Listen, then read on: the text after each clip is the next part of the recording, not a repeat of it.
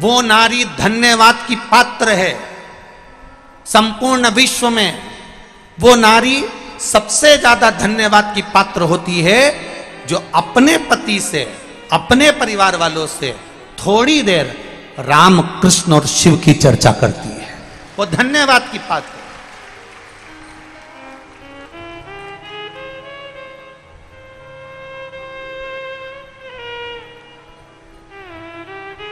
और मेरा विश्वास कहता है, बेटमा में ये लाखों की संख्या में जो भक्त आए हैं, आप लोग लाखों की संख्या में यहां पहुंचे हो, तो ये मेरा विश्वास कहता है कि जितने लोग ये देपालपुर, बेटमा, इंदौर क्षेत्र के हैं, ये मेरा विश्वास कहता है प्रत्येक घर में चाहे बहू हो, सास हो, ननंद हो, बेटी हो, दामाद हो, जो भी घर में होगा, मेरा विश्वास कहता है कि आपके घर में प्रतिदिन भले एक बार बात निकले पर शंकर भगवान की बात जरूर निकलती है। ये निश्चितता, ये मेरा विश्वास कहता है, ये मेरा भरोसा कहता है, ये मेरी दृढ़ता कहता है।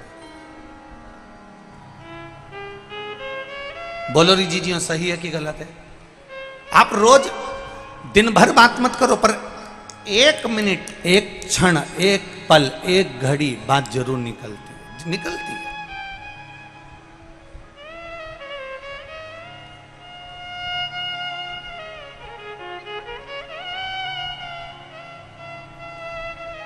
और हम तो हमेशा कहते आए, आज फिर कह रहे हैं, जितनी भी माताएं कथा सुनने के लिए आए, जितनी भी माताएं कथा श्रवण करने के लिए आए, उनसे निवेदन है कि प्रयास करा करो कि अपने घर के पुरुष को भी एक लोटा जल हाथ में देकर शिव मंदिर भेजने का प्रयास करा करो। कारण दिन भर दुकान पर बैठकर वो कमाता है, दिन भर व्यापार वो करता है, दिन भर व्यापार करता है, दिन भर बैठकर कमाता है। सुबह 8-8 बजे से 9-9 बजे से लेकर 12-12, 1-1 बजे तक वो व्यापार करता है। प्रेशर बढ़ल बा। सुबह 8-8 बजे से लेकर 11-11, 12-12 बजे तक वो कार्य करता है। प्रत्येक घर की माता का एक नियम होना चाहिए कि अपने पति से कहे कि 5 मिनट शंकर जी के मंदिर चले जाओ। जो तुम्हारे घर के पास में मंदिर है, जो तुम्हारे घर के करीब में मंदिर है, उसमें जाओ, एक लोटा जल चढ़ा कर। पति पूछेगा क्यों? तू जा तो रही है, तू चढ़ा तो रही है, क्या तेरे जल चढ़ाने से क्या मुझे फल नहीं मिलेगा? पत्नी हाथ जोड़कर कह देना, मैं भोजन करूंगी तो मेरा पेट भराएगा, और तुम भोजन करोगे तो तुम्हारा पेट भराएगा। ये तुम्हारे लिए। पत्नी कमाने नहीं जाती, पति कमाने जाता है, तो झूठ भी उसको बोलना पड़ता है, बेईमानी भी उसको करना पड़ता है, 1 रुपए का 2 रुपया भी उसको करना पड़ता, छल भी उसको करना पड़ता, कपट भी उसको करना पड़ता। पति की कमाई का, पति की जायदाद का हिस्सेदार पत्नी भी होगी, बेटा भी होगा, पर पति ने जो कर्म करा है उस कर्म का हिस्सेदार कोई नहीं होगा, केवल उस अकेले को भोगना पड़ेगा। इसलिए तुम जाओ, 1 लोटा जल लेकर जाओ और जल चढ़ाओ। बहुत विडंबनाओं से भरा हुआ यह मानव का देह और मानव का शरीर है, बहुत विडंबनाओं से भरा हुआ है। मानव का देह, मानव का शरीर बड़ी विडंबनाओं से भरा हुआ है। आज के जमाने में भजन करने वाले कम मिलेंगे, नाम जाप करने वाले कम मिलेंगे, स्मरण करने वाले कम मिलेंगे, कीर्तन करने वाले कम मिलेंगे, भगवान की सेवा करने वाले कम मिलेंगे, दिखावा करने वाले ज्यादा मिलेंगे। अब तुम उसको भी जाने दो। अभी अभी तुम देखो कि इतनी गेहूं की फसल चल रही है, कितनी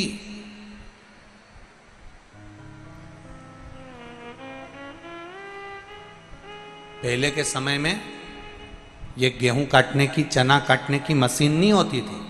बोलो री जी हाँ, बोलो बोलो जम के बोलो ईमानदारी से, होती थी क्या? नहीं।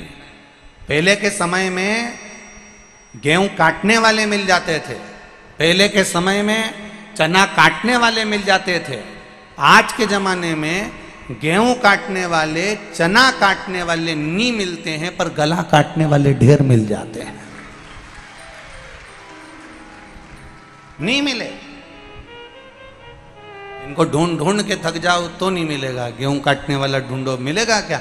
अरे साहब बहुत महंगा मिल रहा है, अब की बार गेहूं काटना बड़ा भारी पड़ रहा, चना काटना बड़ा भारी पड़ रहा। तो लोगों ने मशीन लगा दी कि मशीन से काट दो साहब, मशीन से काट दो। उन्हें मशीन लगा।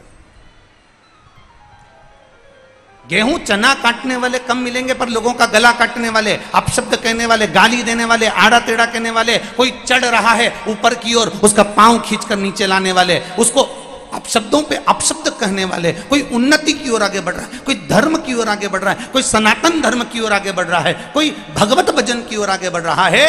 आज के जमाने में गेहूं काटने वाले मिले चाहे ना मिले, चना काटने वाले मिले चाहे नहीं मिले, पर आज के जमाने में दुनिया को काटने वाले, सनातन धर्म को काटने वाले, कहीं भगवत भजन करने वाले को काटने वाले बहुत मिलेंगे। कोई घर का बेटा सुंदरकांड में जा रहा है तो माता पिता को बुरा लगता है, कोई घर का बेटा भगवत भजन में जा रहा है, घर के लोगों को बुरा लगता है।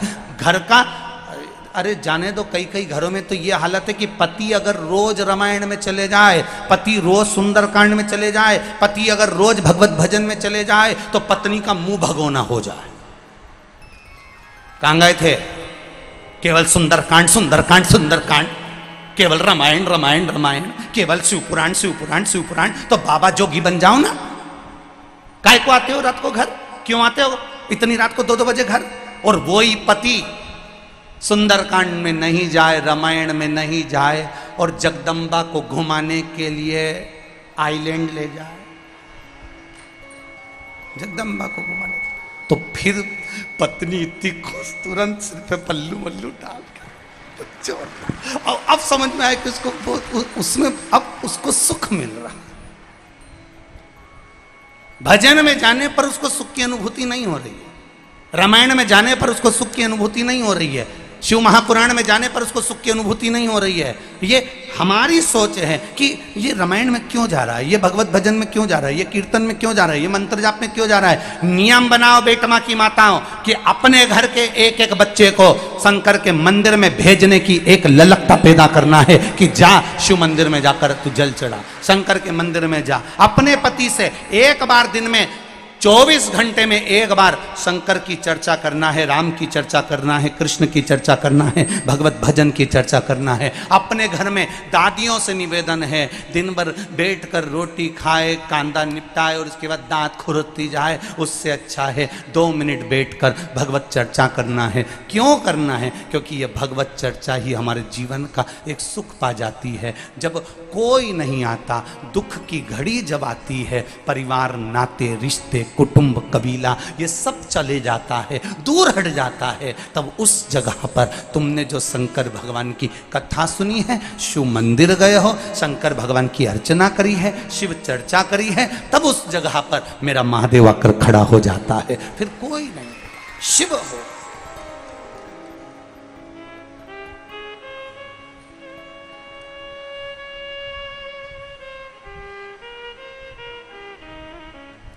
केवल शिव, उसके सिवाय कोई नहीं।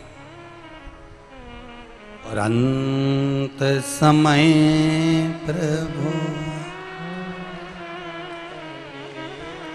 वचन दिया तो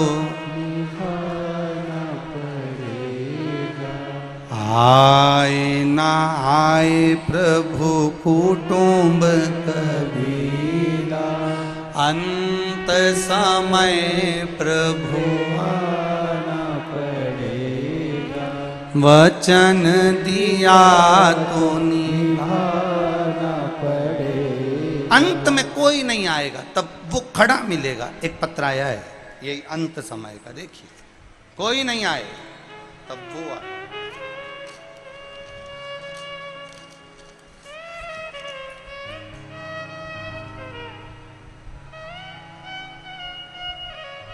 मैं कृष्णाबाई, सोनगरा, गांव दासरी, जिला इंदौर, मध्य प्रदेश। कहीं बैठी हो तो हाथ हिलाइएगा, कहीं बैठी हो तो हाथ हिलाइएगा। मैं कृष्णाबाई, सोनगरा, गांव दासरी, जिला इंदौर। कहीं बैठी हो तो हाथ हिलाइएगा।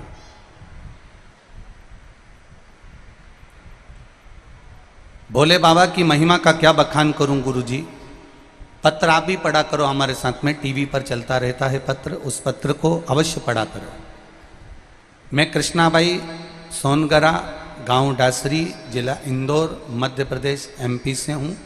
भोले बाबा की महिमा का क्या बखान करूं गुरुजी।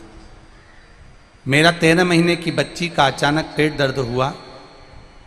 हम इंदौर डॉक्टर के पास ले गए और डॉक्टर ने बच्ची का पेट देखकर सोनोग्राफी का रिपोर्ट में बच्ची के पेट में आते उलझी हुई बता दी। डॉक्टर ने तुरंत ऑपरेशन का कहा और ऑपरेशन बड़ा होना था, चीरा भी लगना था और बड़ी आंतों को सुलझाना था। डॉक्टर ने कहा था पूरी आंतें बाहर निकालना पड़ेगी और आंतें बाहर निकालने के बाद फिर उसको सुलझाया जाएगा।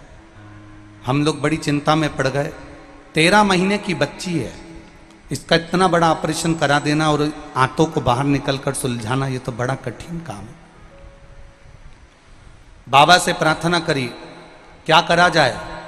हॉस्पिटल में ही हम उस बच्ची को ऑपरेशन के लिए डॉक्टर कह रहा था, वहीं पास में कोई कंपाउंडर खड़ा हुआ था और वो कहता है कि एक काम करो, मौका मिल जाए तो सीहोर किसी को भेजकर रुद्राक्ष बुलवा, उस रुद्राक्ष का जल देना चालू करो।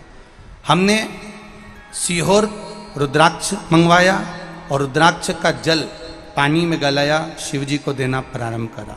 शंकर जी को चढ़ाते, वो इस बच्ची को 2-2, 4-4 बूंद दे देते। 13 महीने की बच्ची को हमने फिर वी केयर हॉस्पिटल में डॉक्टरों को दिखाया। फिर वापिस सिटी स्कैन प्रारंभ हुई। ऑपरेशन की तारीख आ गई। ऑपरेशन पे ले जाने से पहले हमने फिर बच्ची की पुनः जांच करवाई। गुरुदेव, जब वापिस सिटी स्कैन करवाया और बाबा की कृपा किसको कहते हैं गुरुदेव, डॉक्टर की जब रिपोर्ट वापिस आना चालू हुई, पहली रिपोर्ट में तो डॉक्टर ने कहा कि इसका ऑपरेशन होगा। फिर दूसरी बार उसको वही रुद्राक्ष का जल दिया, फिर वापिस जांच कराना प्रारंभ करी और डॉक्टर ने दूसरी और तीसरी रिपोर्ट में कह दिया अब इसको ऑपरेशन की जरूरत नहीं है, ये ठीक हो गई है। ये शिव तत्व है, ये ओघड़ी है। तेरी कृपा बिना न हिले एक भी अणु, लेते हैं श्वास तेरी कृपा से तनो। बखान क्या करूं मैं राखों के ढेर का, चपटी भगोत में खजाना कुबेरा। हे गंगाधार मुक्ति द्वार ओमकार, बोले ओमकार तू, आयो शरण तिहारी शंभु तार तार तू। ये विश्वास आपने अगर आदत डाल दी बच्चों की मंदिर तक जाने की, आपने आदत डाल दी अपने पति की मंदिर तक जाने की, आपने आदत डाल दी अपनी खुद की भी शिव तत्व तक जाने की, तो एक बात अपने ध्यान में लगा कर रखना, परिवार वाले जब तक तुम्हारे पास में धन है तब तक तुम्हारे साथी हैं, कुटुंब वाले जब तक तुम्हारे पास में दौलत है तब तक वो साथी हैं, दुनिया के लोग जब तक तुम्हारा समय अच्छा चल रहा है तब तक तुम्हारे साथी हैं, पर मेरा महादेव तो सुख में भी साथी है तो दुख में भी मेरा महादेव साथी है। वो सुख में भी है, वो दुख में भी।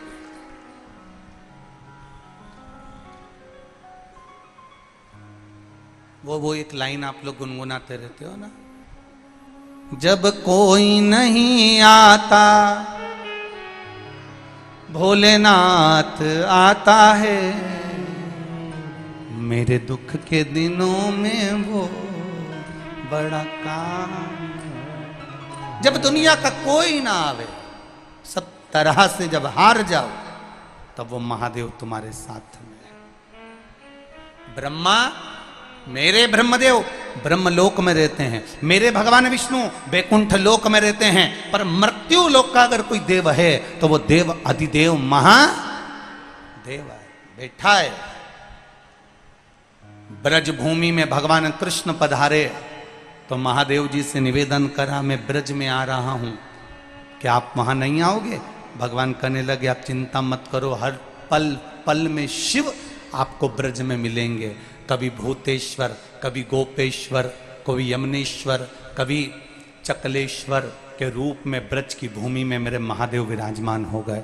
जब वेंकटेश भगवान तिरुमाला के शिखर पर आए तो उन्होंने देवाधिदेव महादेव से कहा कि मैं पृथ्वी पर आ रहा हूं, मैं तिरुमाला के शिखर पर आ रहा हूं, क्या आप मुझे नहीं मिलोगे?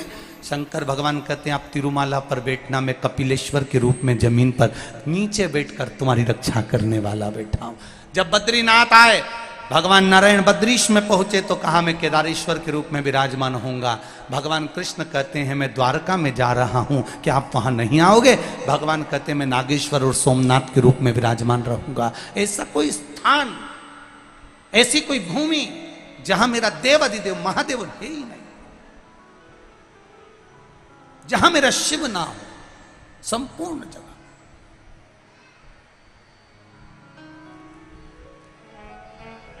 करो प्रयास।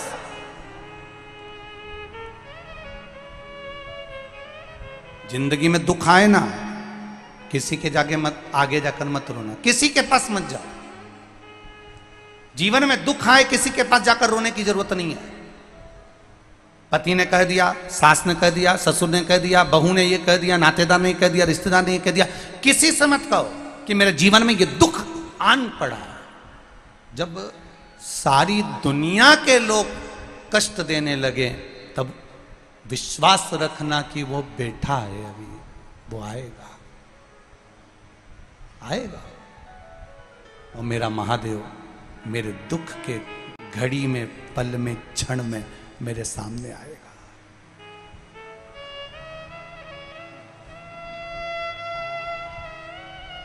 अपन पहले भी कथा में काज फिर कह रहे हैं, बच्चा रोता है तो कह देते हैं बाबा आया, बच्चा चुप हो जाता है। जरा बड़ा बच्चा है, जिद कर रहा है, तो अपन चिल्ला के कहते बुलाऊं थारा दाई जी के, बुलाऊं थारा बाबूजी के, बुलाऊं क्या? बच्चा जिद करना बंद कर देता।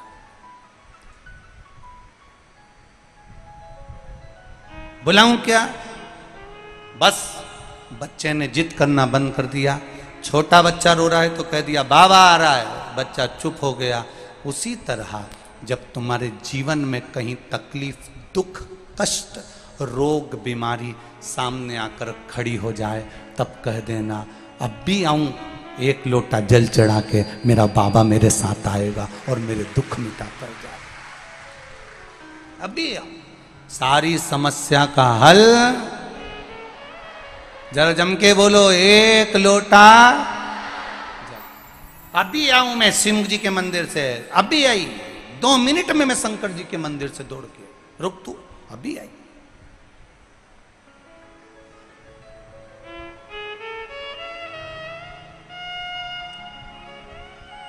एक पत्र आया है, कल की कथा में लिखा उसने,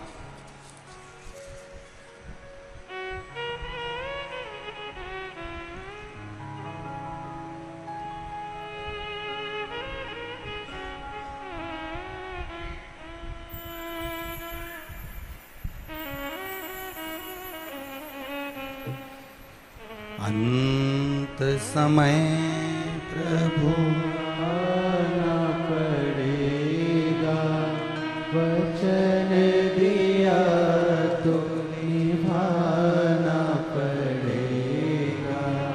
आए ना आए प्रभु कुटुंब कबीरा, अंत समय प्रभु आना पड़ेगा, वचन दिया पड़ेगा, अंत समय प्रभु आना पड़ेगा, वचन दिया तो निभाना पड़ेगा।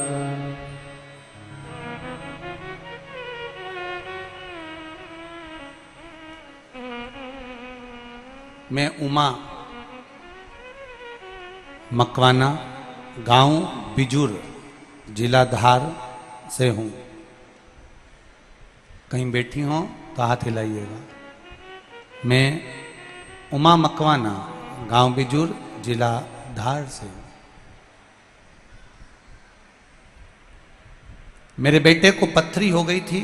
मैंने उसे बहुत से अस्पताल में दिखाया। सभी ने हॉस्पिटल में ऑपरेशन करने का बोला सोनोग्राफी के अनुसार, पर बेटा कभी शिव मंदिर नहीं जाता था, कभी शंकर भगवान के मंदिर में बेटा नहीं जाता, शिव जी को जल नहीं चढ़ाता। मेरा विश्वास था भोलेनाथ जी पर। मैंने शंकर जी को जल चढ़ाना प्रारंभ करा। बेलपत्री लाकर उस बेटे को देना चालू करा। उसने पहले तो बेलपत्री खाई नहीं, रख दी, अलमारी के ऊपर पटक दी, खाई नहीं। फिर मैंने देखा कि अलमारी पर बेलपत्र पड़ी है, उसको मैंने उठाकर पीस कर बेटे को दे दी। बेलपत्र खिलाने की आदत डाली। गुरुदेव, रात्रि के 11 ही बजे थे, 3 दिन ही निकले थे और बेटे की पथरी यूरिन के माध्यम से निकलकर बाहर हो गई और बेटे को भी विश्वास जागृत हो गया कि शिव कुछ है। अब मेरा बेटा भी रोज मंदिर जाता है और जल चढ़ाकर आता है। ये शिव तत्व, ये शंकर औघड़ी है। एक पत्र में किसी ने लिखा है कि बाबा देवादिदेव महादेव पर जल चढ़ाने का, उस जल की महत्वता को जानने का मौका मिला है शिव तत्व के माध्यम से। पहचानो उसको। ऋषि अथर्व कुछ नहीं कर रहे हैं, केवल बेलपत्री के पेड़ के आसपास में क्यारी बनाकर उसकी पूजन कर रहे हैं। कुछ मत बन रहे तुमसे करते। आप शंकर भगवान को एक लोटा जल नहीं चढ़ा सकते, आप शंकर भगवान को एक बेलपत्र नहीं चढ़ा सकते, आप शंकर भगवान को एक चावल का दाना नहीं चढ़ा सकते, आप शंकर भगवान के मंदिर तक भी नहीं जा सकते। तो शिव महापुराण की कथा कहती है उसके शिखर का दर्शन मात्र कर लिया तो भी देवादिदेव महादेव कृपा कर दिया। केवल शिखर का दर्शनम, शिखर दर्शनम सर्व पाप नाशनम। मात्र शिखर का दर्शन कर कर भी हम सुख पा सकते हैं, केवल शिखर। ऋषि अथर्व और शांति देवी दोनों बैठे हैं। शांति देवी ने अपने पति से प्रश्न किया। ये प्रश्न आपके जीवन में भी होना चाहिए। कभी कभी एकांत में बैठो, पति तुम्हारे साथ बैठा हो, बच्चे तुम्हारे साथ बैठे हो, परिवार वाले तुम्हारे साथ बैठे हो, तो नियम बना लो कि 5 मिनट दिन भर 24 घंटे में सबकी चर्चा करो, तो 1 मिनट ऐसा निकालो जिस 1 मिनट में हम परमात्मा की चर्चा करें, 1 मिनट में हम भगवान की चर्चा करें। 1 मिनट निकाल लो बस ऐसा। 24 घंटे में से 1 मिनट भी अगर भगवान की चर्चा का तुमने निकाल लिया, 1 मिनट भी भगवान की कथा का, भजन का, कीर्तन का, स्मरण का निकाल लिया, तुम्हारा जीवन सार्थक हो गया। और मेरी माताओं से निवेदन है, 24 घंटे मंदिर में जाकर मत बैठना। मेरी माताओं से निवेदन है, कोई तीर्थ में जाकर तुम 24 घंटे मत बैठो, तुम घर छोड़कर कहीं मत जाओ। मेरी माताओं से निवेदन है, कितना भी झगड़ा हो जाए, घर में कितनी भी लड़ाई हो जाए, तो भी तुम अड़ के बैठी रहना। घर के लोग के तेरे बाप के घर जा, तेरे पिता के घर जा, तो भी तुम अड़ के कह देना नहीं जाऊंगी मैं तो यहीं छाती पे मुंह दलूंगी, नहीं जाऊंगी। नहीं जाना तो नहीं जाना, बस इतना सा निवेदन है। अपना घर, अपना परिवार, अपना कुटुंब, अपना घर छोड़कर कहीं नहीं जाना। घर में रहो, परिवार में रहो, कुटुंब में रहो, कबीले में रहो। बस अगर मंदिर तक भी परिवार के लोग नहीं जाने दें तो घर में बैठकर भगवान की भक्ति, श्री शिवा बोलो बोलो बोलो, श्री शिवा नमस्तु, श्री शिवाय नमस्तु, श्री शिवाय नमस्तु, श्री शिवाय नमस्तु, श्री शिवाय नमस्तु। बीच में जब जब तुम्हें समय मिल जाए, और भोजन बना रही हो श्री शिवाय नमस्तुभ्यम, कपड़े धो रही हो श्री शिवाय नमस्तुभ्यम, जिस कार्य में लगी हो उस कार्य में भगवत भजन में लगे रहो, उस कार्य में तुम भगवत कीर्तन में लगे रहो, इस स्मरण में लगे।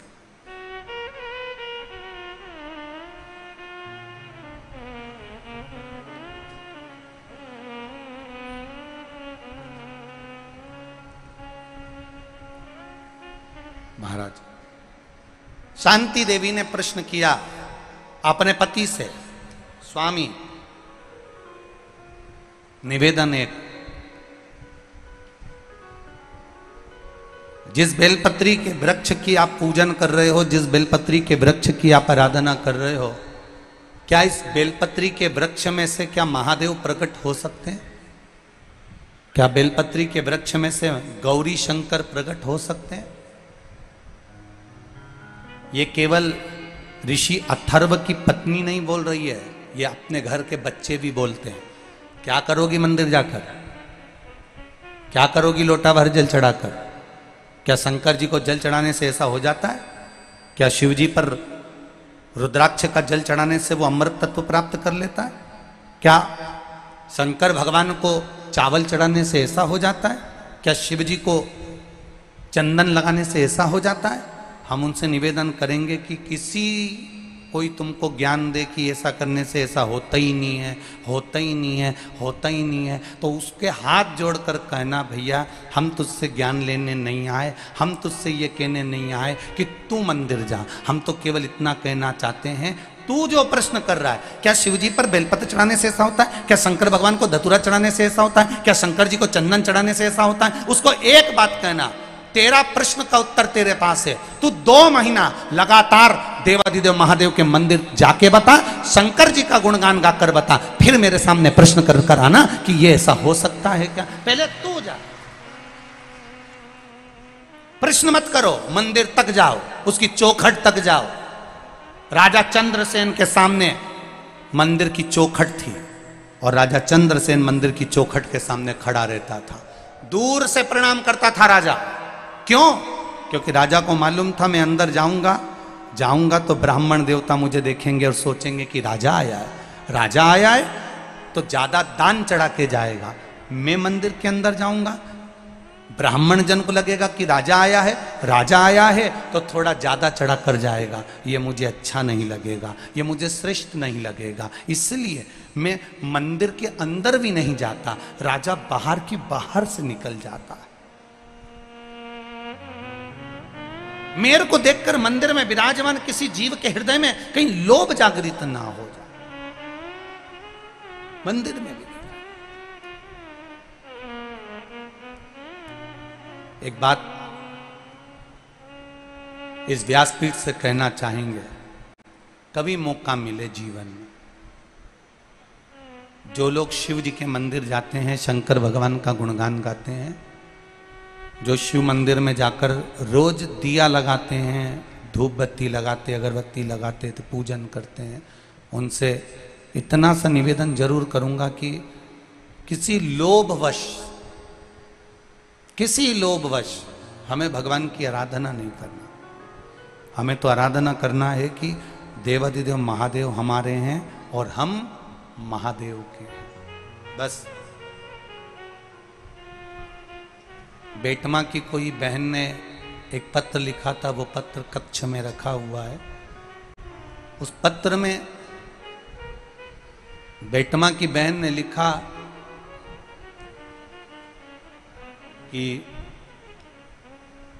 क्या हम देव? सेठ जी ने कहा जाइए।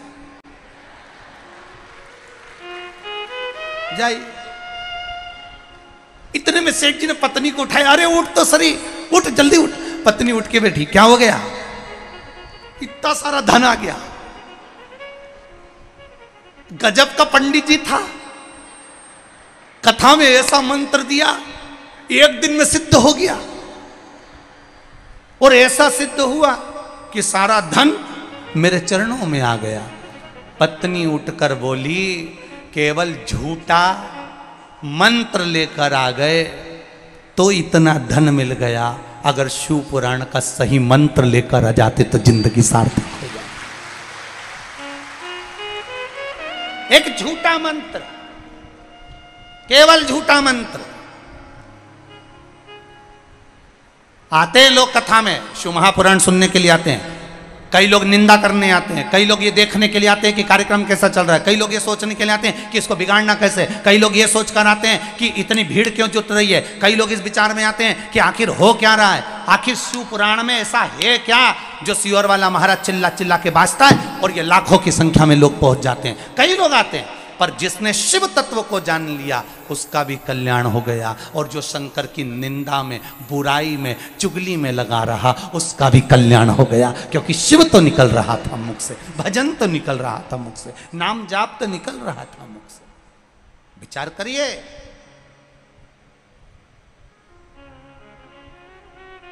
शिव तत्व को जानने का प्रयास करिए, जरा विचार करना।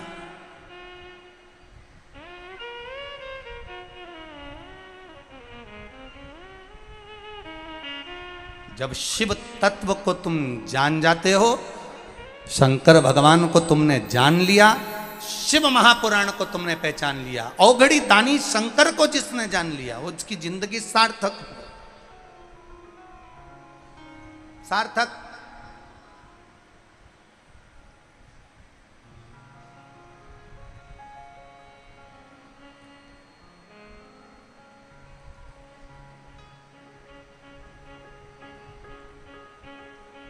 और जब धर्म पत्नी ने, शांति देवी ने पूछ लिया अपने पति अथर्व ऋषि से, स्वामी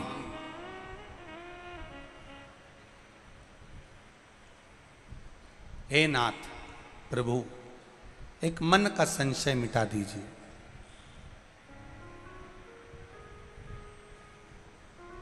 क्या संशय है?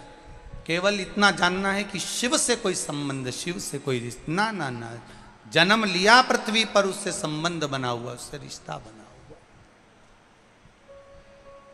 बनाए उससे संबंध। एक क्षण भी अगर हमको मिले, 24 घंटे में से 1 मिनट भी हमने अगर परमात्मा को दिया है तो परमात्मा ने हमारी सुनी है, निश्चितता। शिव पुराण कह रही है, भगवान देवादिदेव महादेव की कथा कह रही है। समय आया, ऋषि अथर्व जी की धर्मपत्नी शांति के गर्भ से बेटे ने जन्म लिया जिसका नाम दधीची हुआ।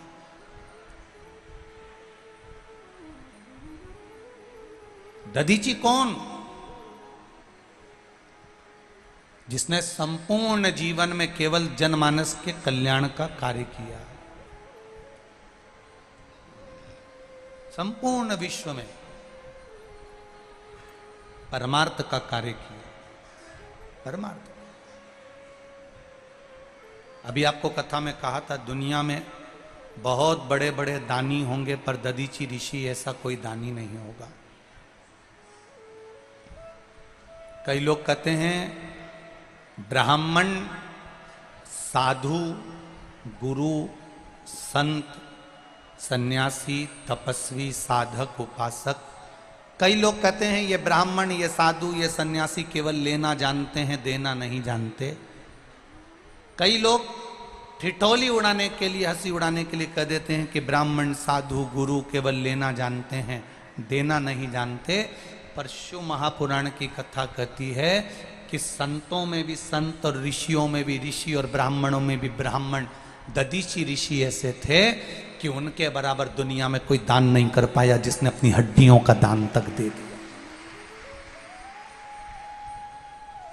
जिन्होंने अपनी अस्थियों का दान दे दिया। आप शिवजी को कुछ दे रहे हो, शंकर भगवान आपको क्या दे? एक पत्र आया है, देखिए। पहले इस पत्र में जो फोटो वेंटिलेटर पर पड़ा हो उसको देखिए। इस पत्र के अंदर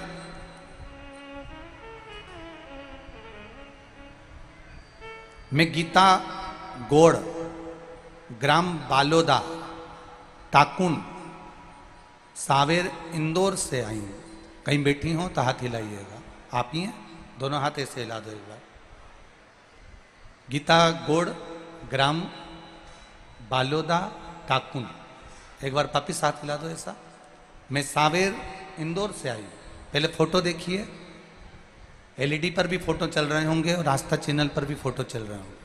पहले वेंटिलेटर पे जो फोटो पड़ा है वो देख लीजिए कि व्यक्ति वेंटिलेटर पे किस हालत में पड़ा हुआ।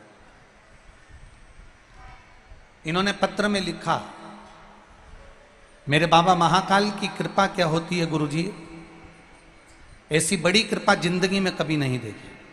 मेरे मामा जी अर्जुन सिंह जी बीसा खेड़ी वाले के दोनों बाल खराब हो गए थे, किडनी काम करना बंद कर दी थी, किडनी भी डैमेज हो गई, बाल भी खराब हो गए, शरीर में कोई हलचल नहीं थी। इनको वेंटिलेटर पर पटक दिया। वेंटिलेटर ने भी सपोर्ट करना बंद कर दिया, शरीर में हलचल होना बंद हो गई, श्वास धीरे धीरे रुकने लगी। दिसंबर 2022 की 9 से 15 तारीख तक 5 दिन तक मेरे मामा जी वेंटिलेटर पर पड़े रहे। डॉक्टरों ने कह दिया था इनका कोई उत्तर नहीं आ रहा है, शरीर में कोई हलचल नहीं है। 5 दिन वेंटिलेटर पर पड़े पड़े हो गए। आप इनको घर ले जाइए, अब इनमें कुछ बचना मुश्किल है। जब हर तरह से बात हो गई तब मेरे पति ने कहा कि तू शिव पुराण सुनती है, चल अपन दोनों शंकर जी के मंदिर चलते हैं। पति में, पुरुष में शिव जी के प्रति इतना प्रेम होना बड़ा कठिन है गुरुजी। मेरे पति ने मुझसे कहा चल शंकर जी के मंदिर। हम लोटा भर के दोपहर के समय शंकर जी के मंदिर चले गए। शिव जी पर हमने जल चढ़ाया, जल उठाया, बेलपत्र को भी लेकर आ गए। हॉस्पिटल में जाकर हमने डॉक्टर से कहा आप बोल रहे हो कि अब ये वेंटिलेटर भी काम नहीं कर रहा, सपोर्ट नहीं ले रहा, अगर इनकी अंतिम समय चल रहा है तो हमको इनके मुंह में थोड़ा सा ये शिव जी का जल डाल दें दो। चारों तरफ मशीनें लगी हुई थी, पूरी नलियां लगी हुई थी। उनको डॉक्टर ने मना कर दिया कि हम हॉस्पिटल में कोई पानी इनके मुंह में नहीं देने देंगे। जब बहुत विनती करी, हमने कहा एक काम करो, ये गंगा जल समझकर उनको अंतिम बिंदु में दे दीजिए। हमने डॉक्टर से विनय करा, तब डॉक्टर ने कहा ठीक है आप दे दो। 2 बूंद शंकर जी पे चढ़ा हुआ जल कान में श्री शिवाय नमस्तुभ्यम कहकर उनके मुख में डाला। गुरुदेव, उसी के 5 मिनट बाद उनके शरीर में हलचल होना प्रारंभ हो गई और शरीर में हलचल होना प्रारंभ हुआ और दूसरे दिन वेंटिलेटर से हमारे मामा जी को उतार दिया और बाबा की कृपा से जो उनकी किडनी दोनों खराब हो गई थी वो किडनी भी काम करना चालू कर दी। ये शिव तत्व है। मैं अपने मामा जी का दूसरा फोटो लगा रही हूँ जो आप टीवी पर देख रहे हैं कि मेरे मामा जी ठीक होकर वेंटिलेटर से उठकर अपने घर आ गए। ये दोनों फोटो लगाकर उन्होंने भेजा है। श्री शिवाय। बैठिए बहन। हर हर महादेव। ये शिव तत्व है। ओ घड़ी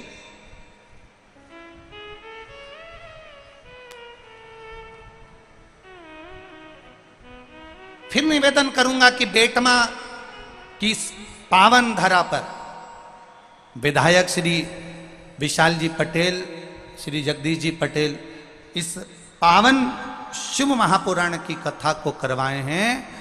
अगर ये कथा बेटमा की गोद में अगर आई है तो बेटमा वालों इससे चूकना मती। 2 कदम चलकर इस शिव महापुराण तक पहुंच जाना तो वो भी कैलाश छोड़कर तुम्हारे दरवाजे तक पहुंच जाए। चूकना नहीं। और बेटमा क्षेत्र के आसपास के जितने देपालपुर क्षेत्र के भक्त हैं, शिव महापुराण की कथा को सुनने वाले, उनसे निवेदन करूंगा चलकर उसकी चौखट तक जाओ, शिव महापुराण तक जाओ। उसके द्वार तक जाकर क्या मिलेगा ये तो आपको बाद में मालूम पड़ेगा। लोग कहते हैं गुरुजी आप कहते हो कि 3 महीने में बाबा देता, क्यों नहीं देता? एक बच्चे ने 3 महीने क्या 1.5 महीने का वर्णन करा। देखिए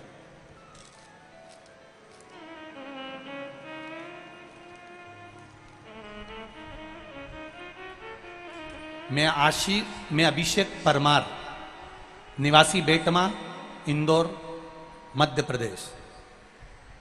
अभिषेक परमार, कहीं बैठे हो तो हाथ हिला सकते हैं। मैं अभिषेक परमार, मेरी 12वीं कि कक्षा क्लास होने के बाद कॉलेज भी गया। फिर मैंने सोचा कि अपना बिजनेस किया जाए। मैंने मेरा स्टार्टअप किया अपने नगर बेटमा में ही। मैंने काम धंधा चालू करा, कुछ ही समय चला और मेरा वो कार्य चल नहीं पाया। हताश हो गया, सब कुछ करने का मन अब छोड़ दिया। बहुत कुछ करना चाहा गुरुजी, पर नहीं हो पाया। जब हार गया तब मेरी माता ने कहा कि तू एक काम कर, अब तेरा अगर बिजनेस नहीं चल रहा, काम नहीं चल रहा, तो एक लोटा जल शिव जी को चढ़ाना प्रारंभ कर।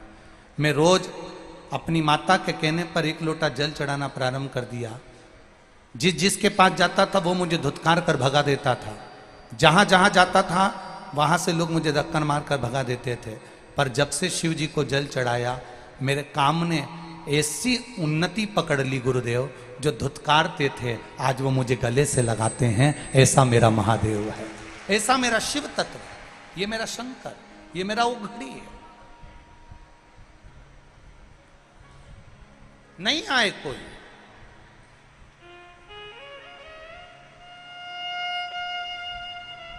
अकेले हो, जीवन का सारा दुख तकलीफ कष्ट रोग बीमारी सब आएगा। जी मनुष्य के देह मिली है, मानव का शरीर मिला है, ये तो सब होना है।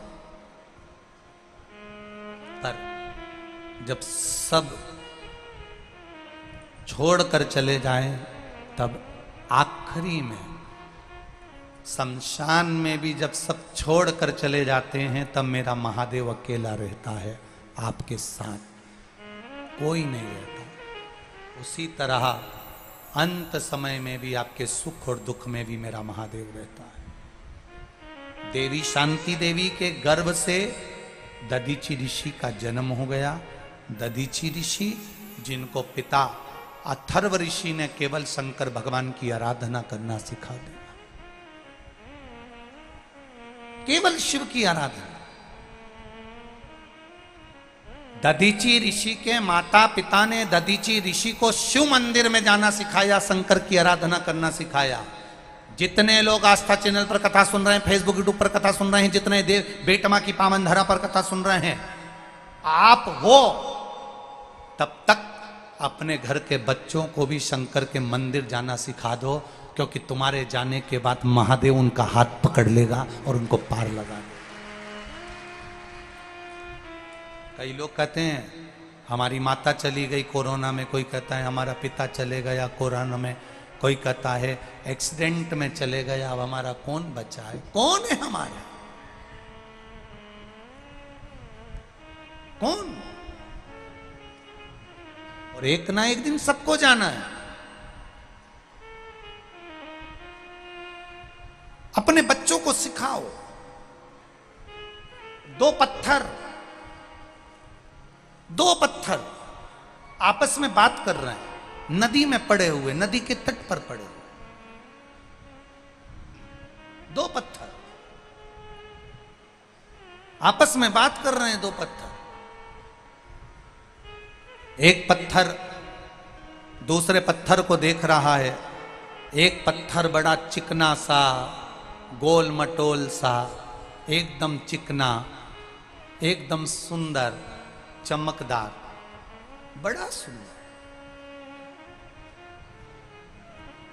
एक पत्थर बड़ा चिकना है, बड़ा सुंदर है, गोल मटोल है, बड़ा सुंदर। और एक पत्थर बड़ा खुदड़ा सा, बेडोल, खुदड़ा सा है, बेडोल है, उसमें सुंदरता नहीं है, उसमें बहुत चारों तरफ से बेकार लग रहा, खुदड़ा सा। एक चिकना पत्थर है, एकदम गोल मटोल, बड़ा सुंदर, बड़ा चमकदार। और एक पत्थर खुदड़ा सा, बेडोल सा है। खुदड़ा बेडोल पत्थर ने चिकने पत्थर से, गोल पत्थर से, सुंदर पत्थर से कहा, भाई एक बात बता, तू भी नदी में रहता है, मैं भी नदी में रहता हूं, तू भी पानी में रहता है, मैं भी पानी में रहता हूं, पर तू इतना चिकना, तू इतना गोल, तू इतना सुंदर, तू इतना स्वरूप वाला, और मैं खुदड़ा, बेडोल, बेकार। ऐसा क्यों? कारण क्या है? क्या कारण है? चिकने पत्थर ने कहा, भाई देख, मैंने नदी के पानी के साथ चलना प्रारंभ किया। नदी के पानी के साथ चिकना पत्थर कह रहा है, गोल पत्थर कह रहा है, चमकदार पत्थर कह रहा है, मैं नदी के पानी के साथ चला हूं।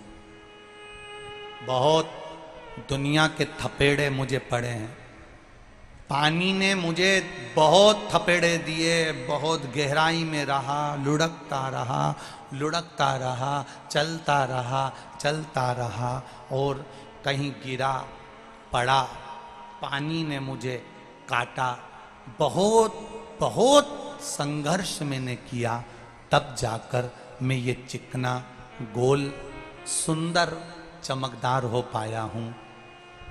तू बता, तू पानी में बहा? तू बता, क्या पानी के थपेड़ों को तूने सहा? तू बता, क्या तूने पानी में, पानी की धार के साथ में चलता रहा? नहीं। खुदड़े पत्थर ने, बेडौल पत्थर ने कहा, मैं तो एक जगह पर बैठा रहता था, पड़ा रहता था, पानी आए तो ठीक, नहीं आए तो ठीक। बस गोल, चिकने, सुंदर, चमकदार पत्थर ने कहा, मेरे को दुख भी आया, तकलीफ भी आई, कष्ट भी आया, पर मैंने रुका नहीं, चलते गया, चलते गया, चलते गया। इसलिए सुंदर बनकर मंदिर में मूर्ति के रूप में पूजा गया, और तू खुदड़ा इसलिए रह गया क्योंकि तू बैठा की बैठा। आए जीवन में संघर्ष आएगा, जीवन में दुख आएगा, जीवन में तकलीफें आएंगी, जीवन में कष्ट आएगा। आप चलते जाइए, बढ़ते जाइए। दुनिया के लोग आप पर ताने देंगे, दुनिया के लोग आपको गाली देंगे, दुनिया के लोग आपको अपशब्द कहेंगे, दुनिया के लोग आपको आड़ा टेढ़ा बोलेंगे, दुनिया के लोग आपको दिन रात कोसेंगे, तो भी तुम्हें पानी के वेग के साथ में चलते जाना है, चलते जाना है। जब चलते जाओगे तो एक दिन मंदिर की मूर्त के रूप में पूजा जाओगे। जो रुक गया वो हार गया, रुक गया जो हार गया। चलो बढ़ो, कहे कहने वाले। आग लगे बस्ती में, बोलो बोलो जम के बोलो जरा, अपन रहो मस्ती। कहां किसके चक्कर में पड़ना होती। एक सास ने एक बहू से कहा, सुन, नई नवेली बहू थी, पढ़ी लिखी, शहर की गांव में आ गई।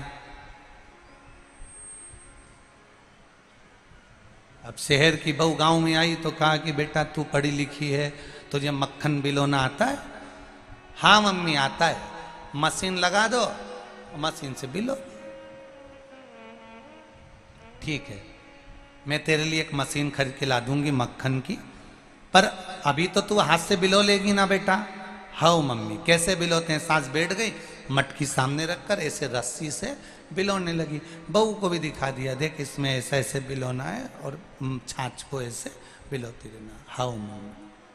अब नई नवेली बहू, छोटी सी बिंदी लगी, सिर पे पल्लू डला, कान में कुंडल पहना, गले में हरवा, हाथ में चुड़ला, बैठ गई पाटा के ऊपर और बिलोती रही, बिलोती रही, बिलोती रही, बिलोते बिलोते। अब बहू ने कभी जिंदगी में ऐसा मक्खन तो नहीं निकाला था।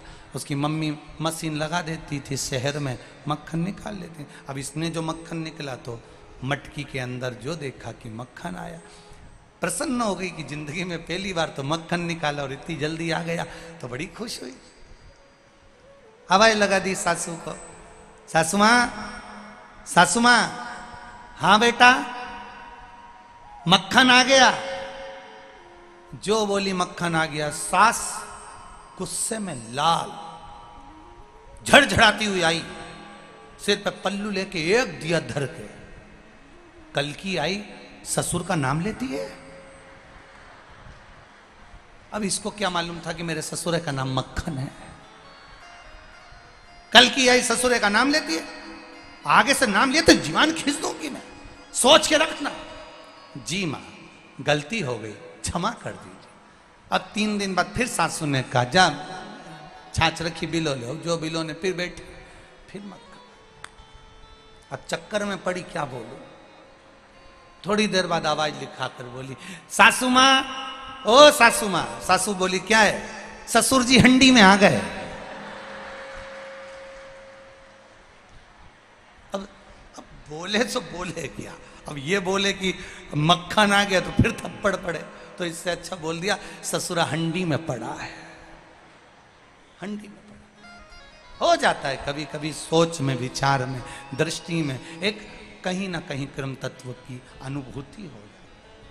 भजन में जो सुख मिले, दुनिया के लोग अब शब्द कहेंगे, ताने देंगे, गाली देंगे, आड़ा टेढ़ा बोलेंगे, पर आप एक चिकने पत्थर में अगर बदलना चाहते हो, आप अपना स्वरूप बदलना चाहते हो, तो उसमें जल की धार के साथ आपको बहते चले जाना है, अग्रण्य बढ़ते चले जाना है। बढ़ो आप,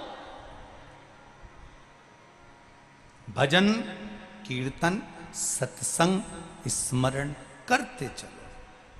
आज कथा में आदरणीय संजय भैया शुक्ला जी पधारे हैं, भाभी जी भी आई हैं। हम इनको एक बात के लिए बहुत हमेशा साधुवाद देते रहते हैं कि आप अपने क्षेत्र में कथा करवाकर, सत्संग कराकर, भगवान शिव की भक्ति कराकर संपूर्ण क्षेत्रवासियों को हमेशा भगवत भजन में डुबो कर रखते हैं। और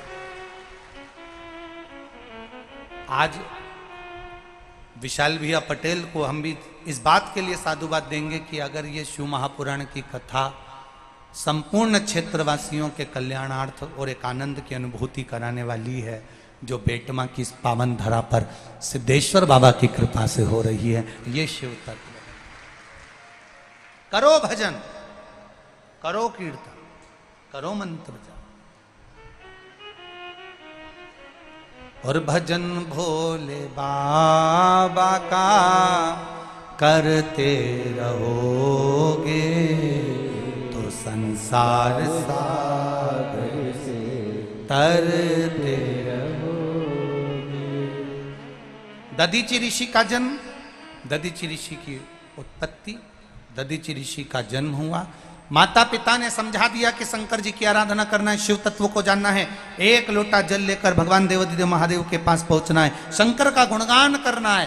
कुछ ना बने आपसे, शिव के मंदिर भी जाते ना बने, लोटा भर जल चढ़ाते भी ना बने, तो प्रयास करना कभी टीवी पर भी शिव महापुराण की कथा आ रही हो तो थोड़ा सा वॉल्यूम बढ़ाकर उसकी भक्ति में टीवी के सामने भी दम जाना, उतने में भी सुख की अनुभूति हो जाएगी। करो भजन, करो इसमें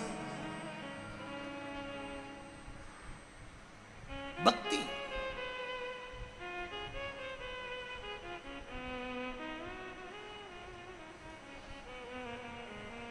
दधीचि बाबा लग गए विश्व भक्ति, कुछ ना करते दधीचि ऋषि, संपूर्ण विश्व के कल्याण की कामना करते हैं दधीचि ऋषि। प्रत्येक जीव को सुख देना दधीचि ऋषि ने सीखा। शिव तत्व का सबसे बड़ा लक्षण है,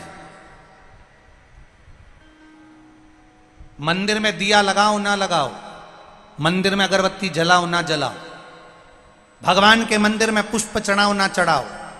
शिव तत्व का सबसे बड़ा लक्षण है, मंदिर में दीप लगाओ ना लगाओ, अगरबत्ती जलाओ ना जलाओ, बस इतना काम जरूर करना कि किसी के दुख की घड़ी में आप उसके साथ खड़े मिल जाना, उसके चेहरे पर प्रसन्नता आ जाए, प्रसन्नता। उसकी दुख की घड़ी में थोड़ी देर खड़े रहिए।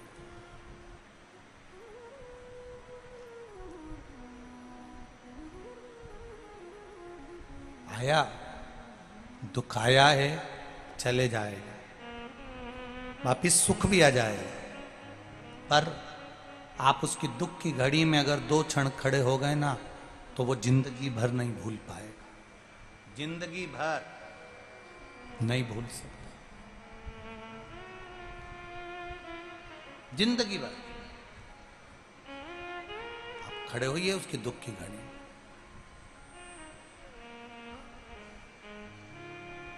थोड़ा सा तकलीफ आए, थोड़ा सा कष्ट आया और आप वहां जाकर खड़े हो गए तो वो अपने आप को बलवान समझता है कि मेरे साथ में ये खड़े हैं, मेरे साथ ये खड़े हैं, कदम से कदम मिलाकर खड़े, दुख की घड़ी में खड़े हुए। मत जलाओ दिया अगर कहीं नहीं जला सकते, मत लगाओ अगरबत्ती नहीं लगा सकते, पर किसी के चेहरे पर प्रसन्नता लाकर रख दीजिए, किसी के चेहरे पर स्माइल लाकर रख दीजिए। जब आप किसी के चेहरे पर प्रसन्नता लाकर रख दोगे, स्माइल लाकर रख दोगे, किसी के चेहरे पर अगर खुशी लाकर दे दोगे, तो वो मंदिर में दिया लगाने से भी बड़ा सुख प्राप्त हो जाएगा आपको, वो मंदिर में दिया लगाने से बड़ा आनंद प्राप्त हो जाएगा आपको। आप लगा दो उसके चेहरे की प्रसन्नता। वो कहे भला किसी का कर ना सको तो बुरा किसी का मत करना, फूल नहीं बन सकते तो तुम कांटे बनकर मत रहना। अच्छा बन सके अच्छा करिए, प्रयास करिए। शिव कथा कह रही है, भगवान शंकर का गुणगान कर रहा है, गुणनवदान कर रहा है, बड़े आनंद के साथ शिव तत्व कह रहा है। दधीचि ऋषि ने कुछ नहीं करा, एक काम करा जो शंकर भगवान को प्रिय था, किसी के चेहरे पर दुख ना आए, किसी के चेहरे पर कोई मायूसी ना रहे, उसके चेहरे पर प्रसन्नता रहे। शिव जी को प्रसन्न करने का एक सबसे बड़ा लक्षण है, आप दूसरे के चेहरे पर प्रसन्नता लाकर दे दीजिए, शंकर आप पर प्रसन्न हो जाए।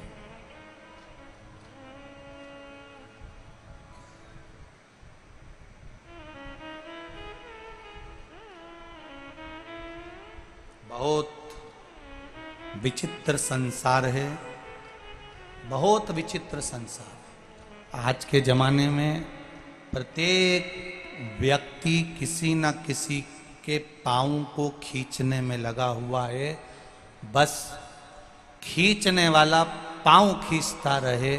तुम इस हाथ को परमार्थ के कार्य में लगाते रहो, वो पाँव खींचता रहेगा, ऊपर वाला हाथ खींचता रहेगा, लगाते रहो।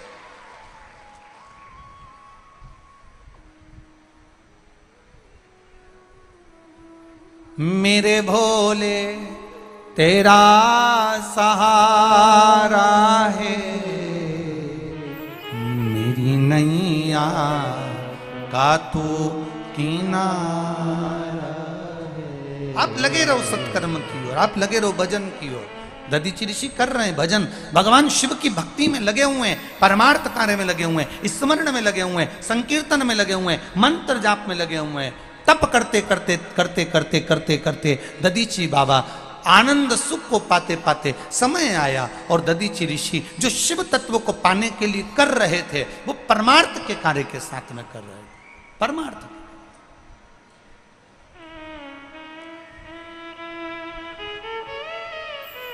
दो चीजें होती हैं,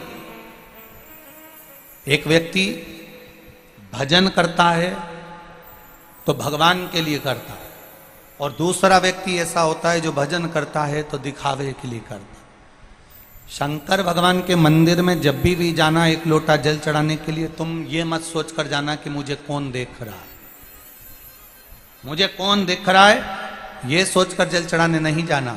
शिव जी के मंदिर में जाना तो ये विचार कर कर जाना कि मुझे महादेव देख रहा है और मैं महादेव को देख रही हूं, बस इससे ज्यादा कोई नहीं देख रहा।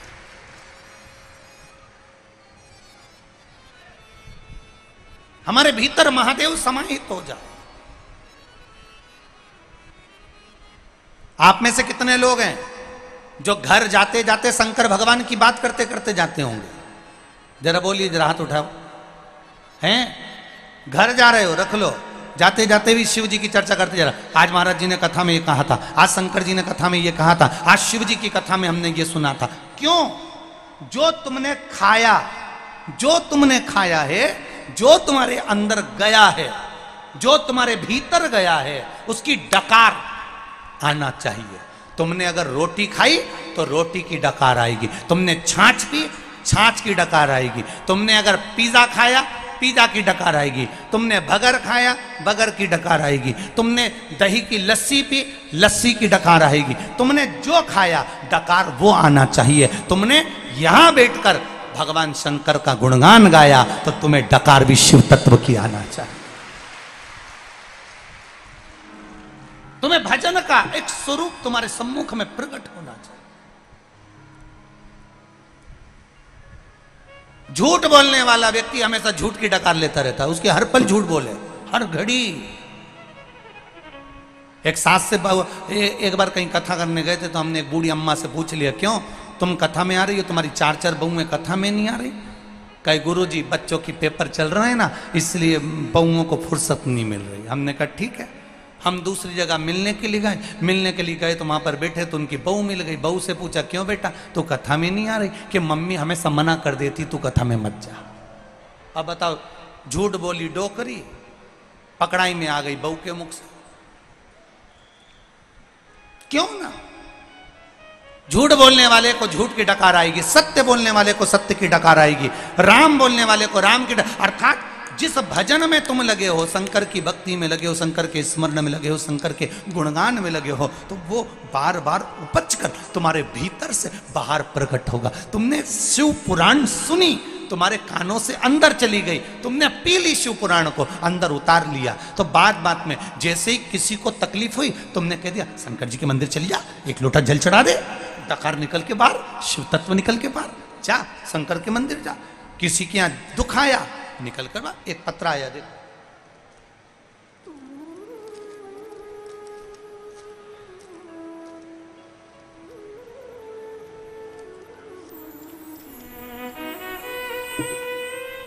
ये पत्र देखिए।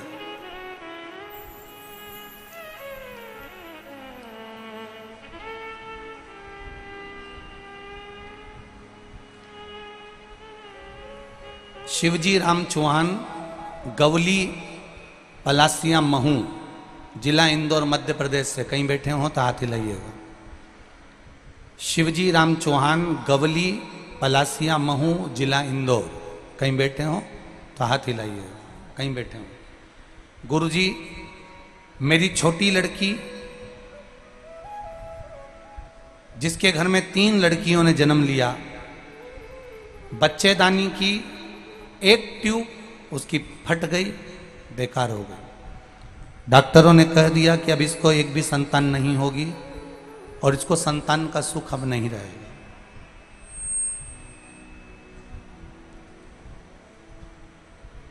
ऑपरेशन का डॉक्टर ने बोल दिया और कहा कि इसकी बच्चेदानी भी खराब हो गई है, इसको संतान का सुख नहीं है। बेटी के घर में 3 बेटियां थीं। बेटी की आंख में हमेशा जल रहता था कि मेरे यहाँ पुत्र नहीं, और मेरे अब बच्चे को जन्म भी नहीं दे सकती। गुरुदेव, पशुपति नाथ के व्रत का मैं क्या वर्णन करूं। मेरी बच्ची की बच्चेदानी खराब हो चुकी थी, ट्यूब खराब हो चुका था, संतान का कोई सुख नहीं था। 3 बेटियां होने के बाद अब उसका कोई चांस नहीं कि इसको संतान हो। फिर भी पड़ोसन के कहने पर इसने पशुपति व्रत कर लिया, और पशुपति व्रत करने के बाद बस 3रा व्रत पूर्ण हुआ और इसका गर्भ ठेर गया। अब देखिए गुरुदेव, गर्भ ठेरा, बच्चेदानी खराब, संतान नहीं होना थी तो भी गर्भ ठेर गया। बाबा की कृपा देखिए, इसके 2 पशुपति व्रत और हुए और बाबा की कृपा ऐसी हुई 31 अक्टूबर 2022 को मेरी बेटी के गर्भ से एक बेटे ने जन्म ले लिया। ये शिव तत्व है, ये शंकर, ये ओ घड़ी। उस बेटे का मैं फोटो भी लगा रही हूं। बेटे ने जन्म लिया, डॉक्टर ने कहा कि तुम्हारी बेटी का गर्भाशय खराब था, संतान जो हुई है इस बच्चे के फेफड़े काम नहीं कर रहे हैं, ये बच्चा दूसरे बच्चे जैसा नहीं रहेगा, बच्चा हाथ पैर से विकलांग रहेगा, ये बच्चा स्वस्थ नहीं रहेगा। गुरुदेव, सुनते से ही घर का व्यक्ति सीहोर गया, कुबेरेश्वर धाम पर जाकर बाबा से विनती करी। वहां कंकर शंकर को प्रणाम कर कर बाबा से मांग कर एक बेलपत्र और एक रुद्राक्ष लेकर आ गए। हम बहुत प्रार्थना करें तब जाकर वहाँ के लोगों ने हमें रुद्राक्ष दिया। हम उस रुद्राक्ष को लाए, पानी में गलाकर शिव जी को चढ़ाए, उसको बच्चे के शरीर पे लगाना प्रारंभ करा कि बाबा इसके फेफड़े खराब हैं और बच्चा हाथ पैर से विकलांग रहेगा, ये डॉक्टर कह रहे हैं। गुरुदेव बाबा का क्या गुणगान करूं, मेरे जो बच्चा है वो हाथ पैर से भी ठीक हो गया और डॉक्टर कह रहे हैं उसका फेफड़ा भी काम करना प्रारंभ कर दिया। ये शिव तत्व जिसका फोटो में उस बच्चे का लगा रहे। इसलिए बेटमा में हम यहाँ प्रणाम करने के लिए बाबा को आए। हर हर शिव तत्व को जानो, कहे आपका भजन, आपकी भक्ति, आपकी दृढ़ता, आपका विश्वास जब प्रबल हो तो उसका एक आनंद अपने आप समाहित, अपने आप।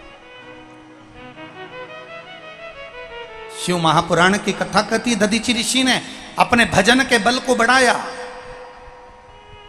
और दधीचि ऋषि के भजन के बल को जो बढ़ाया, केवल भजन का बल कैसे बढ़ सकता है? तो शिव कथा कह रही है कि परमार्थ का कार्य कर कर कितना कितना ये बेटमा नगर के, आप थोड़ी थोड़ी दूर पर जाके देखो, बेटमा नगर के एक एक व्यक्ति ने पानी के प्याऊ खोल रखे हैं। थोड़ी थोड़ी दूर पर जाकर देखो, कोई पोहा बांट रहा है, कोई सामग्री बांट रहा है, कोई कुछ बांट रहा है। भक्तों के लिए कितनी व्यवस्था करके रखी। एक बार बेटमा वासियों के लिए जोरदार ताली बजाकर स्वागत करें। आज इन्होंने अपने धन का सदुपयोग करा है। कमाने के लिए तो जिंदगी पड़ी है, दुकान चलाने के लिए जिंदगी पड़ी है, जोड़ जोड़ कर अलमारी में रखने के लिए जिंदगी पड़ी है, पर आज इन शिव भक्तों के लिए, जो शंकर के गण हैं, जो कथा सुनने आ रहे हैं, इन शिव भक्त के लिए जिन्होंने अपनी तिजोरियों के खजाने खोल दिए हैं, बाबा उनके घर में वैसे ही कुबेर का भंडार भर देगा। ये शिव तत्व है, यह औघड़ी है। धन्यता है आपकी, बहुत बहुत साधु बात है, बहुत बहुत साधु। शिव तत्व है महाराज शंकर। ऐसा कर्म ना करिए। कितने बड़े बड़े दानी हुए, कितने बड़े बड़े धर्मात्मा हुए, कितने बड़े बड़े सत्कर्मी हुए। दानियों में भी गिनती होती है राजा कर्ण की। एक गिनती राजा कर्ण की हो रही है। अर्जुन को एक बार क्रोध आ गया। अर्जुन ने कहा बताओ, मैं भी तो इतना दान करता हूं, मैं भी तो इतना पुण्य करता हूं, मैं भी इतना सत्कर्म करता हूं, फिर दानियों में मेरा नाम क्यों नहीं आता, राजा कर्ण का नाम क्यों आता है? ये राजा कर्ण का नाम आखिर दानियों में कर्ण का ही नाम क्यों आता है? मैंने भी तो इतना दान करा, मैंने भी तो इतना पुण्य करा, मैंने भी तो इतना सत्कर्म करा, मैं भी तो इतना दान देता हूं। अर्जुन कहते हैं कि मैंने जिंदगी में जितना दान दिया शायद राजा कर्ण ने नहीं दिया होगा, मैंने जितना धर्म करा शायद राजा कर्ण ने नहीं किया होगा। जब इतना दान, इतना धर्म, इतना पुण्य, इतना सत्कर्म अर्जुन कह रहे हैं कि मैंने करा, फिर दान वीरों में मेरी गिनती क्यों नहीं है?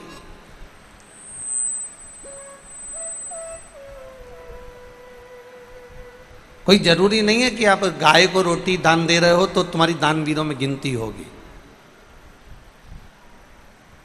तुमने किसी भूखे को भोजन कराया तो तुम्हें दान वीरों की गिनती में लिया जाएगा? ना ना ना ना, आप अपना कर्म करे जाओ। आप गौ माता को रोटी देते रहो, आप भूखे को भोजन कराते रहो, आप प्यासे को पानी पिलाते रहो, किसी दरिद्र को थोड़ा सा सहयोग करते रहो। ये आप मत कहना कि कोई आपको दानी कहे, कोई आपको सत्कर्मी कहे, कोई आपको दानदाता कहे, ना चाहिए। आप तो अपना कर्म किए जाओ, करो करो।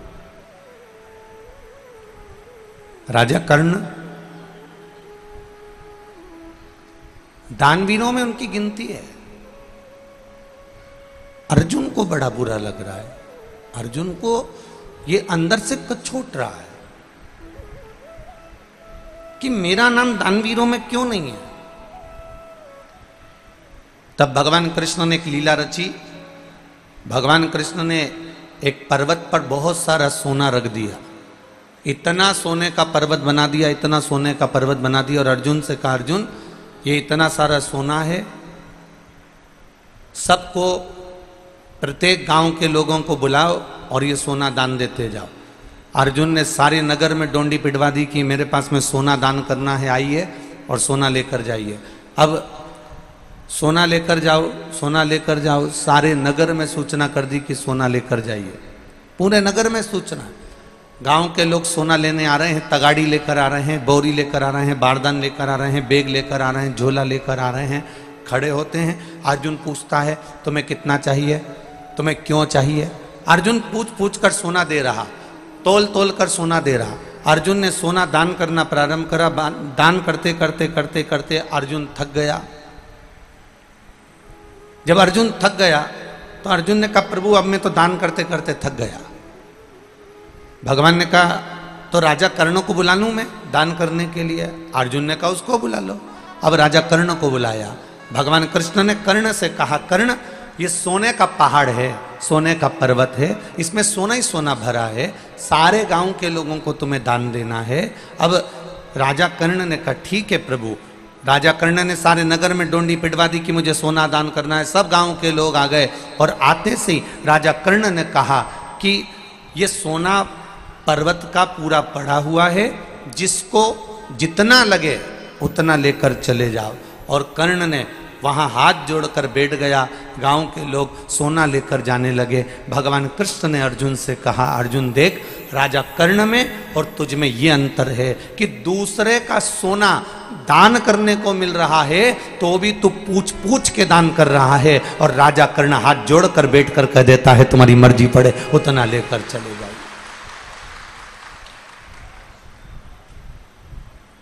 आपकी जितनी मर्जी उतना लेकर चले जाओ, आपको जितना लगता हो उतना लेकर चले जाओ, आपको जितना लग रहा है आप उतना लेकर पहुंच जाए। कई लोग ऐसे होते हैं मंदिर में प्रसाद बांट रहे हैं, प्रसाद भी मंदिर का, चिरौंजी भी मंदिर की, खोपरा शक्कर भी मंदिर का, सामान भी मंदिर का, उसके बाद भी दानदाता ने दान दिया, मंदिर में प्रसाद दिया, और बांटने वाला भी जब भी बांटने खड़ा होता है तो ये विचार कर कर बांटता है इतना सारा क्यों दूं तुझको, चल ये लेकर जा। अपना आया तो थोड़ा ज्यादा दे दिया और पराया आया तो थोड़ा कम दे दिया। यहां शिव महापुराण की कथा कर रही है। जब दानवीरों में गणना हुई राजा कर्ण की दानवीरों में गणना होने का कारण केवल इतना सा था कि राजा कर्ण जब भी दान करता था ये सोचकर दान नहीं करता था कि ये मेरा है। राजा कर्ण दान करता था तो ये सोचकर करता था कि वो पूर्वजों ने दिया है और परमात्मा ने दिया है तो मैं दान क्यों ना करूं, ये सोचकर दान करता था।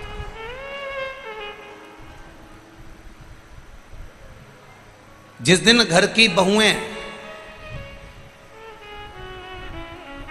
घर के लोगों को भोजन कराते समय, घर के सास ससुर को भोजन कराते समय, माता पिता को भोजन कराते समय, घर के देवर जेठ को भोजन कराते समय, घर के प्रत्येक व्यक्ति को भोजन कराते समय जिस दिन घर की बहुएं ये जान जाए कि ये भोजन करने वाला मेरा देवर नहीं, ये भोजन करने वाला मेरा जेठ नहीं, ये भोजन करने वाले मेरे सास नहीं, ये भोजन करने वाला मेरा ससुर नहीं, ये भोजन करने वाला तो मेरा देव अधिदेव महादेव है, ये जानकर जिस दिन भोजन कराए तो उस दिन भोजन का स्वाद बढ़ जाता है, उस दिन भोजन का स्वाद बढ़ जाता है।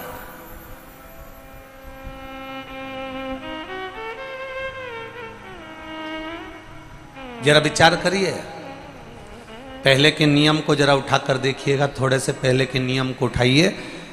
माताओं की एक थोड़ा सा अन्न घर में आता है उसके भी हिस्से कर दिए जाते हैं, अन्न के हिस्से। एक अन्न कटोरी भर के चिड़िया को चले जाता है, एक अन्न का भाग चींटी को चले जाता है, एक अन्न का भाग मछली को चले जाता है, एक अन्न का भाग हमारे काम आता है, एक अन्न का भाग किसी अतिथि के काम आता है, एक अन्न का भाग किसी को दान के काम आता है। पर आज लोगों की जो सोच है, आज लोगों का जो विचार है, आज लोगों की जो दृष्टि है वो विचित्र हो गई।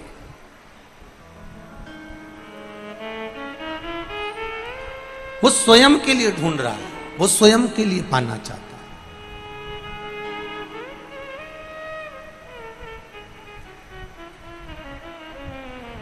भजन करने वाले कम मिलेंगे, हम तो दूसरे की क्या कहें, हम अपनी भी बात करें। अगर आज के ज़माने के नए नवयुवक ब्राह्मणों के बच्चों से कहा जाए कि तुम गुरुकुल जाओ, विद्या अध्ययन करो, वेद पुराण शास्त्र पढ़ो, जाओ यज्ञोपवीत धारण करो, मस्तक पर चोटी धारण करो, माथे पर तिलक लगाओ, जाओ गुरु के दरवाजे पर जाओ और थोड़ी विद्या अध्ययन करो। तो आज के ज़माने के नवयुवक बच्चे कहते हैं पिताजी कि हम कर लें, मना नहीं है, काका जी हम कर लें, मना नहीं है। पर दिक्कत केवल इतनी सी है, दिक्कत केवल एक बात की है, ये नवयुवक बच्चे संस्कृत पढ़ने को तैयार हैं, ये नवयुवक बच्चे पूजन करने को तैयार हैं, ये नवयुवक बच्चे मंदिर में सेवा करने को तैयार हैं, ये नवयुवक बच्चे भगवान का गुणगान करने को तैयार हैं। पर कारण केवल एक पड़ता है कि ये नवयुवक बच्चे जब सत्कर्म की ओर, धर्म की ओर अग्रण्य होते हैं तो कुछ लोग अपने ही ऐसे होते हैं जो इन बच्चों को, सत्कर्म करने वाले बच्चों को बार बार टॉर्चर करते हैं, हंसते हैं, उपहास करते हैं, जिसके कारण ये बच्चे उस सत्कर्म की लाइन को ना पकड़कर कहीं गलत लाइन की ओर चले जाते हैं। फिर हमको दुख होता है कि ये क्यों हो गया, किस कारण हो गया, कारण क्या बन गया, फिर हमको दुख होता है।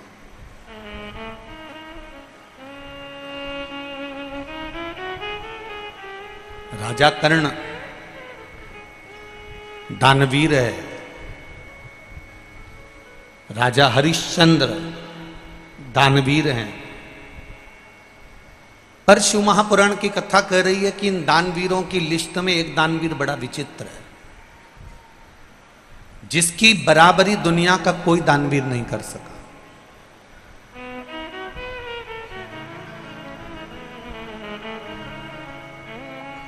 दानवीरों में भी दानवीर, जिसकी बराबरी दुनिया का कोई व्यक्ति आज तक नहीं कर पाया। दानवीरों में कितने बड़े बड़े दानवीर हो गए, कर्ण जैसे दानवीर हो गए, स्वयं हरिश्चंद्र जैसे हो गए, स्वयं दशरथ जी जैसे हो गए, जनक जी जैसे हो गए, ना जाने कितने कितने बड़े बड़े दानवीर हो गए। पर उन दानवीरों में एक दानवीर ऐसा है जिसकी गणना आज तक दुनिया के लोग नहीं कर पाए, आज तक किसी ने नहीं करी, और वो थे दधीचि ऋषि। केवल एक, क्या नाम है उनका, जम के बोलो जरा, दधीचि ऋषि। दानवीरों में केवल एक दानवीर इतने प्रबल थे, दधीचि ऋषि।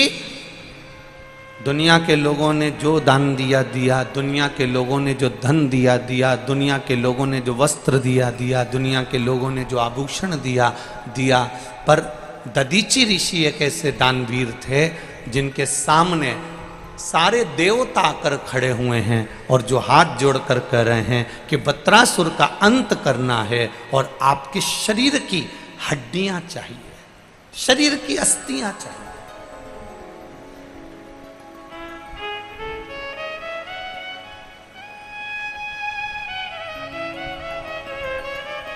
आपके शरीर की केवल अस्थियां दे दीजिए।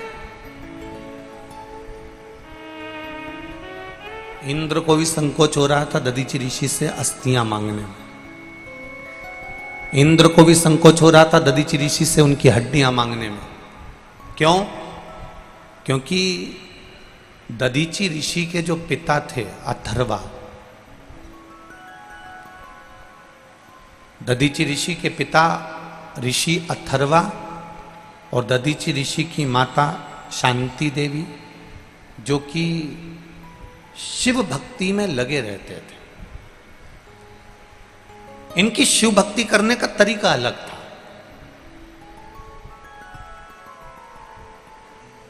इनकी शिव भक्ति का तरीका बिल्कुल अलग। क्या तरीका था ऋषि अथर्व की शिव भक्ति का? जहां पर बेलपत्री का पौधा मिलता था, जहां बेलपत्री का वृक्ष मिलता था, उस बेलपत्री के वृक्ष के पास मिट्टी की क्यारी बनाते थे।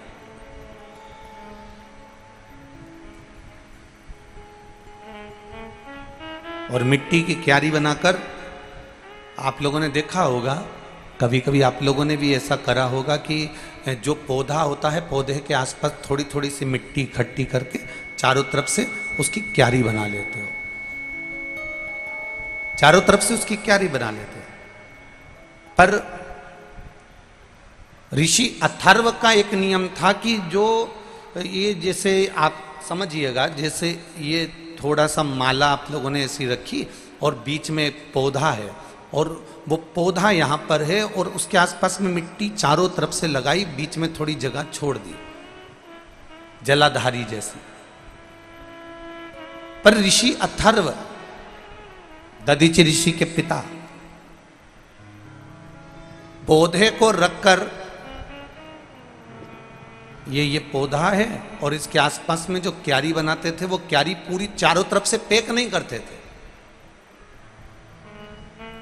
ऋषि अथर्व क्या करते थे कि उस क्यारी को पैक करने की जगह पौधे के आसपास गोल क्यारी बनाई और क्यारी बनाकर एक छोटी सी जगह छोड़कर ऐसी लंबी जगह वहां से छोड़ देते थे। जैसे आप लोग मट्टी का जो पार्थिव का जो शिवलिंग बनाते हो ना, पार्थिव शिवलिंग, तो पार्थिव शिवलिंग बनाते समय क्या करते हो, नीचे की जो जलाधारी है उसको बनाते हो, बना के थोड़ा लंबा कर देते हो, जलाधारी जैसा, जलाधारी जैसा लंबा कर दिया। तो दधीचि ऋषि के पिता ऋषि अथर्व जलाधारी की जैसे ही आकृति बनाते थे, बेलपत्री के पेड़ के आसपास, जहां बेलपत्री का पौधा होता था, जहां बेलपत्री का वृक्ष होता था, जहां बेलपत्री का पेड़ लगा होता था, उसके आसपास क्यारी बनाकर थोड़ी सी जगह छोड़ देते थे।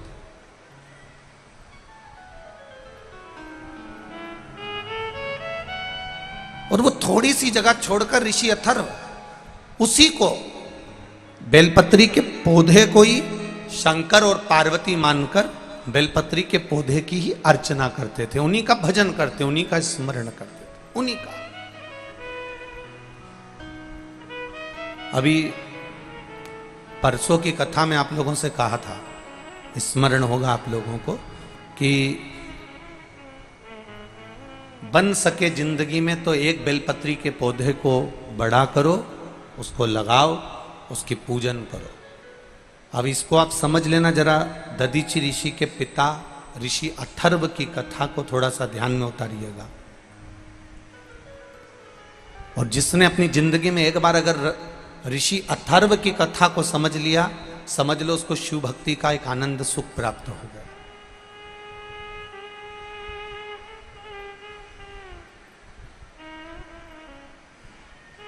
दो चीजें बड़ी पुण्यप्रद होती हैं, एक किसी वृक्ष के आसपास क्यारी बनाकर उसमें जल देना, दूसरा घर में अगर तुलसी का पौधा है, तुलसी का पौधा अगर घर के अंदर विराजमान है, तो उस तुलसी के पौधे को जब बहुत तेज गर्मी पड़े, बहुत तेज धूप पड़े, बहुत तेज गर्मी पड़ने लगे, तो उस तुलसी के पौधे को कोई वस्त्र से या कोई छांव की जगह पर या ठंडी जगह पर उसको ले जाकर रखना। ये दोनों चीजें बड़ी पुण्यप्रद होती हैं, दोनों पुण्यवान होती हैं।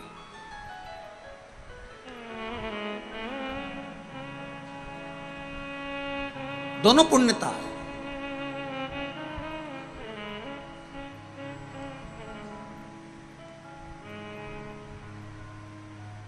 शिव कथा कह रही है, ऋषि अथर्व बेलपत्री के पौधे को ही शिव मानते थे और बेलपत्री के पौधे को ही पार्वती मानते थे। बेलपत्री के पौधे में ही गणेश जी का दर्शन करते थे, बेलपत्री के पौधे में ही कार्तिक का दर्शन करते थे, बेलपत्री के पौधे में ही वो अशोक सुंदरी का दर्शन करते थे, बेलपत्री के पौधे में ही जया, विषहरा, श्यामली बारी, दौतली और देव, इन 5 कन्या का भी दर्शन वो बेलपत्री के पौधे में करते थे।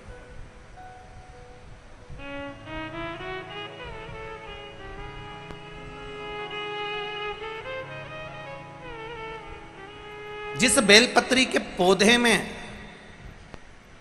जिस बेलपत्री की पत्ती में कीड़े द्वारा छेद कर दिया जाता था, कीड़े द्वारा छेद कर दिया जाता था, उस बेलपत्री के पौधे के पास में ऋषि अथर्व सुंदर क्यारी बनाकर उसकी पूजन करना प्रारंभ कर देते, और इतनी पूजन ऋषि अथर्व करते थे, इतनी पूजन करते थे, इतनी आराधना करते थे कि उस बेलपत्री के पौधे में जितने कीड़े लगे हुए थे वो भी भगवान की भक्ति में डूब जाते थे, और कीड़े उस बेलपत्री के वृक्ष को छोड़कर दूसरे वृक्ष की ओर चले जाते थे। इतना भक्ति का बल बढ़ जाता था।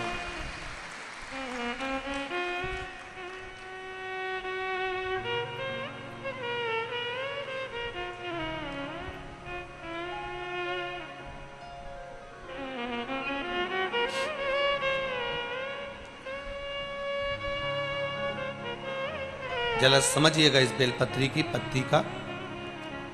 आप लोग जितने लोग भी टीवी के माध्यम से देख रहे हैं, या जितने लोग आस्था चैनल के माध्यम से, फेसबुक यूट्यूब के माध्यम से, और जितने लोगों को नज़दीक से अगर ये बेलपत्री ना दिखे तो आप लोग एलईडी के माध्यम से इसका स्मरण करिएगा जरा। ये बेलपत्री की पत्ती है। इस बेलपत्री की पत्ती में धोने के बाद भी, साफ करने के बाद भी,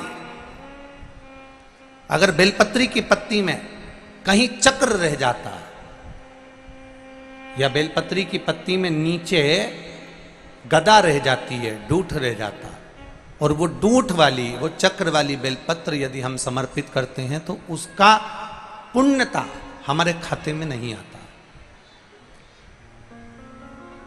चक्र कैसा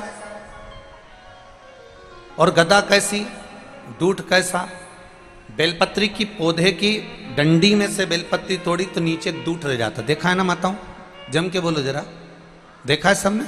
उस डूठ को निकाल दिया जाता है, उस डूठ को निकाल कर रख दिया जाता है। अब चक्र की स्थिति क्या रहती है कि बेलपत्री का जो पौधा होता है, उस पौधे में किसी किसी पत्ते में एक जैसे कागज रहता है, और कागज में एक चने का दाना रख दो, और चने का दाना रखकर कागज को दबा दो तो उसमें फुंसी जैसा एक भाव उत्पन्न हो जाता है। कभी कभी आप लोगों ने देखा होगा, उसमें उभरा हुआ भाग उत्पन्न हो जाता है। जिस बेलपत्री के पत्ते में, जिस बेलपत्री के पत्ते में कहीं उभरा हुआ सा भाग अगर नजर आता है, जैसे दाने जैसा अगर नजर आता है, या बेलपत्री का पत्ता नीचे से एक बिंदु जैसा उचक कर सामने आ जाता है, तो वो चक्र माना जाता है। वो बेलपत्री शिव को समर्पित नहीं करी जाती। और यहां तक शिव महापुराण की कथा कर रही है, अगर आपके पास में नूतन कोई बेलपत्र नहीं है, आप किसी जगह से बेलपत्र लेकर नहीं आए हो, बेलपत्र आपकी थाली में नहीं है, पूजन की थाली में नहीं है, शिव महापुराण यहां तक कहती है कि शंकर भगवान पर चढ़ी हुई बेलपत्र उठाओ, उसको धो और वापिस उसको हाथ में लेकर देवाधिदेव महादेव से अपने हृदय की बात कहकर वो बेलपत्र वापिस शिव जी को समर्पित कर दो। शिव उसको स्वीकार कर ले, शंकर उसको स्वीकार कर ले। शंभु शरणे मांगू घड़ी दुख काटो, दया करी न दर्शन आपो। विनय निवेदन करें। ऋषि अथर्व, दधीचि ऋषि के पिता, शिव जी की आराधना करने के लिए बेलपत्री के पौधे के पास में मिट्टी की क्यारी बनाते हैं, और उसके सामने थोड़ी सी जलाधारी बनाते हैं। बेलपत्री के पौधे की पूजन में लगे रहते हैं, उसकी आराधना में लगे रहते हैं, उसकी सेवा में लगे रहते हैं। और सेवा करते करते करते करते करते करते एक बार उनकी धर्म पत्नी शांति देवी ने उनसे प्रश्न किया।